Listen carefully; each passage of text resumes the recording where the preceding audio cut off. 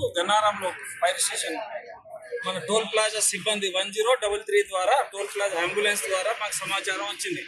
సమాచారం రాగానే toll plaza ముంగట కంటైనర్ ఫైర్ అవుతుంది అనగానే మేము హఠావుటిన అగ్ని ప్రమాద ఘటన స్థలానికి వచ్చి మా యొక్క ఎక్విప్మెంట్ తీసి అతి త్వరలో ఎక్స్పైర్డ్ కాకుండా ఫైర్ని కంట్రోల్ చేసినాం.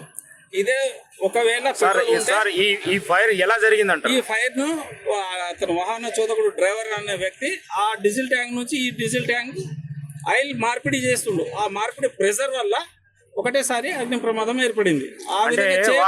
వాహనం బాగా దూరం నుంచి రావడంతో వేడి ఉండడంతో అది మెకానికల్ హీట్ అంటారు. మా భాషలో ఏమంటారు అంటే మెకానికల్ హీట్ ద్వారా ఆ డీజిల్ ట్యాంక్ యొక్క హీట్ ఈ హీట్ లో మన అదేంటి ఆయిల్ ను ప్రెషర్ ద్వారా ఒకటేసారి నట్ తీయడం ప్రెషర్ హెవీ హీట్ ఉంటుంది. మెకానికల్ హీట్ తోని అది ఫైర్ అయింది. ఒకవేళ అదే పెట్రోల్ ఉంటే దగ్గర ఉన్న షాపులన్నీ కాలిపోతుంది. డీజిల్ ఉంది కాబట్టి దీని యొక్క ఎక్స్పాండ్ ఎక్కువ కాలేదు. సార్ ఇంచుమించు ఎన్ని లీటర్ల డీజిల్ దాంట్లో ఉండిండొచ్చు? 240 లీటర్ కెపాసిటీ ఉంటుంది. 2 ట్యాంకులు 480 కెపాసిటీ ఉంటుంది. ఇది కంటైనర్. మేము వచ్చిన తర్వాత చాలా భాగం కాపాడినాము. ఒక 40% లాస్ అయింది.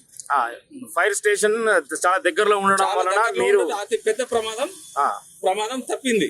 మీకు ఎవరి సమాచారం ఇవ్వకుండా మీరు కంటితో చూసి పొగను చూసి అంబులెన్స్ వాళ్ళు కూడా ఇచ్చారు. దాని ద్వారా వచ్చినాం. సార్ ఆ డీజిల్ స్ప్రెడ్ అయ్యి ఇంత పెద్ద బోర్డుకు తగలడంతోనే ఈ షాపులన్నీ సుమారు ఒక 5-6 లక్షలు ఆస్తి నష్టం జరిగింది. సేవ్ అనేది బాగా పెద్ద మొత్తం 10-15 లక్షలు సేవ్ చేసినాం. చేసాం.